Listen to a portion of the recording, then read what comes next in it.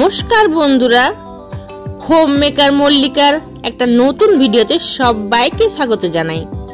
বন্ধুরা, আজকে আমি একটা নতুন রেসিপি নিয়ে তোমাদের সামনে হাজির হয়েছি।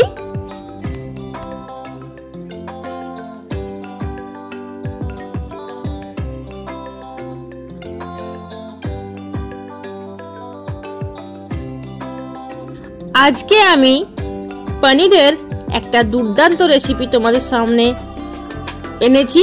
আজকের আমার রেসিপিটি হলো পনির বাটার মশলা।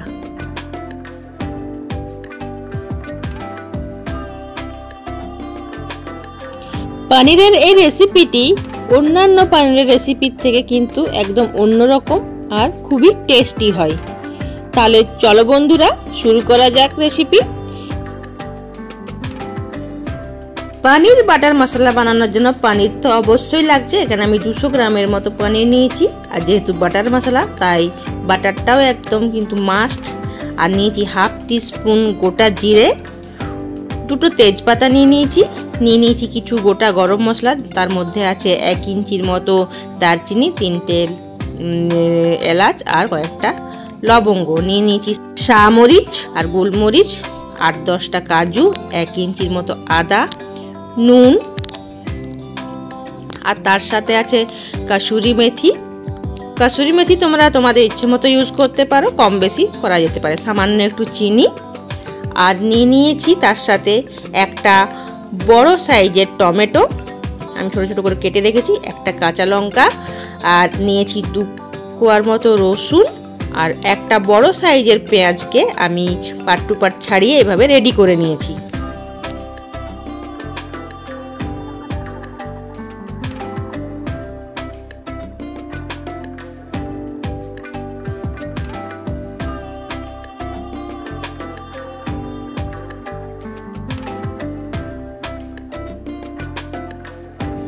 এরপর আমি সবার প্রথমে পনিরটাকে কেটে নেব। পনিরটা আমি এখানে 3 কোনা আকারে কেটেছি, তোমরা তোমাদের পছন্দ মতো শেপ দিতে পারো। আমি একটুখানি অন্যরকম দেখতে লাগবে বলে এই শেপে কেটেছি। পনির কাটা হয়ে গেছে। এরপর আমি একটা গ্যাসে কড়াই গরম করতে দিয়ে দিয়েছি, আর তাতে দিয়ে দিয়েছি সামান্য একটু বাটারটা গরম হয়ে গেলে এতে আমি যে কাজু নিয়েছিলাম সেই কাজুগুলো ভেজে তুলে নেব। কাজু ভাজা হয়ে গেলে ওই একই তেলে আমি শামরিচ আর গোলমরিচ অ্যাড করব গোটা গরম মশলা, তেজপাতা, গোটা জিরে, খুব ভালোভাবে ভেজে নেব। এই মশলাগুলো যখন খুব ভালোভাবে ভাজা হয়ে যাবে তখন এর মধ্যে আমি যে 2 কোয়া রসুন নিয়েছিলাম সেটা অ্যাড করব, আর অ্যাড করব পেঁয়াজটা।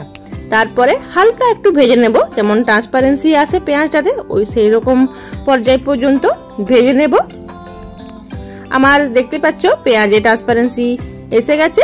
এরপর আমি গ্যাসটাকে বন্ধ করে এই সমস্ত ভাজাগুলোকে ঠান্ডা করে নেব। তারপরে একটা গ্রাইন্ডারের বাটিতে ট্রান্সফার করে তার সাথে অ্যাড করব আমি আদা টুকরোটা আর কাঁচা লঙ্কা, আর যে টমেটোটা কেটে রেখেছিলাম সেটা অ্যাড করব। এই সমস্ত কিছু দিয়ে আমি একটা খুব ফাইন পেস্ট তৈরি করে নেব। আমার পেস্ট একদম রেডি গ্রেভি তৈরির জন্য।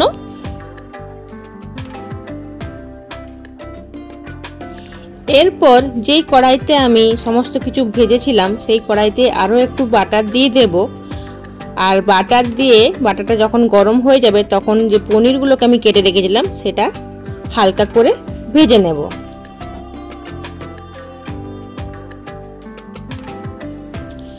এইখানে একটা কথা আমি বলতে চাই বন্ধুরা, যেহেতু পনির বাটার মশলা তাই পুরো রান্নাটা আমি বাটার দিয়েই করেছি।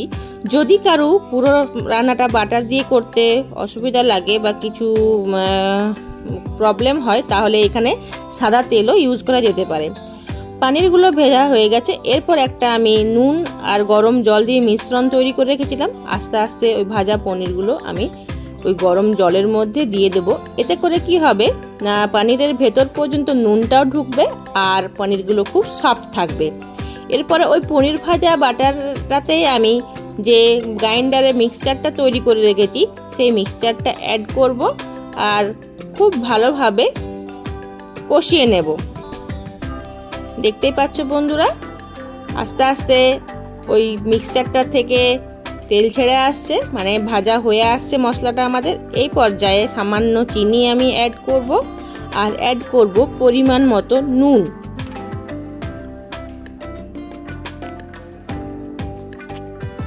নুন আর চিনি অ্যাড করার পর আরও কিছুক্ষণ আমি ভালো করে কষিয়ে নেব মশলাটাকে, যাতে খুব ভালোভাবে এর থেকে তেল ছেড়ে আসে। মশলা খুব ভালোভাবে কষা হয়ে গেছে আর এর থেকে তেলও ছেড়ে এসেছে। এরপর এতে যে গ্রাইন্ডারে বাড়িতে মশলাটা তৈরি করেছিলাম সেটা ধুয়ে সামান্য একটু জল দেব। খুব বেশি জল এখানে ইউজ করব না, কারণ পনির বাটার মশলা একটু মাখা মাখা টাইপেরই হয়, তাই খুব বেশি জল এখানে ইউজ করার কিন্তু প্রয়োজন নেই। গ্রেভিতে জল অ্যাড করার পর কিছুক্ষণ অপেক্ষা করব যতক্ষণ না পর্যন্ত গ্রেভিটা ফুটে উঠছে। আর গ্রেভিটা ফুটে উঠলেই এর মধ্যে যে পনিরগুলো আমি ভেজে নুন জলে ভিজিয়ে রেখেছিলাম সেটা অ্যাড করব আর খুব ভালোভাবে মিশিয়ে কিছুক্ষণ আরও ফুটিয়ে নেব।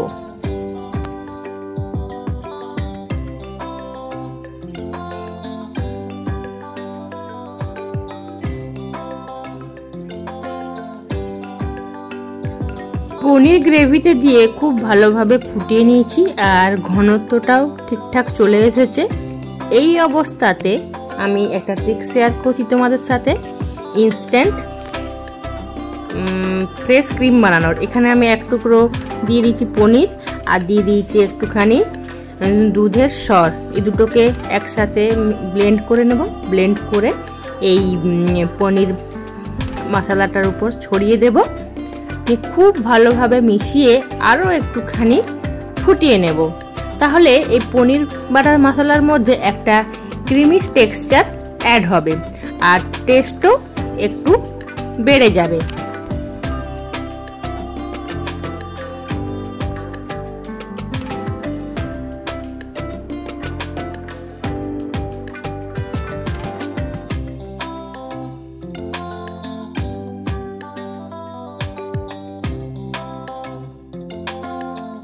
আমার পনির বাটার মশলা রেডি হয়ে গেছে। এরপর আমি এতে দিয়ে দেব যে আমি কাসুরি মেথিটা নিয়েছিলাম সেটা একটুখানি শুকনো খোলাতে ভেজে গুঁড়ো করে উপর থেকে ছড়িয়ে দেব। আর বাটার মশলাতে একটু বাটারটা বেশি লাগে, তাই একটুখানি বাটার এখানে আরও অ্যাড করব। নিয়ে সমস্ত কিছু একসঙ্গে খুব ভালোভাবে মিশিয়ে নেব।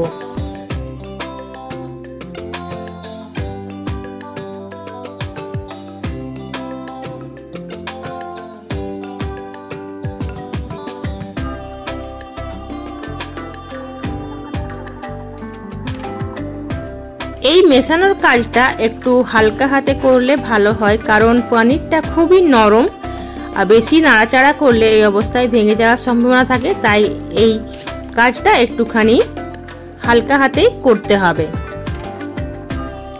আমার পনির বাটার মশলা একদম রেডি হয়ে গেছে। এই পনির বাটার মশলা নান, পরোটা, রুটি এইসবের সঙ্গে কিন্তু খুবই ভালো যায়।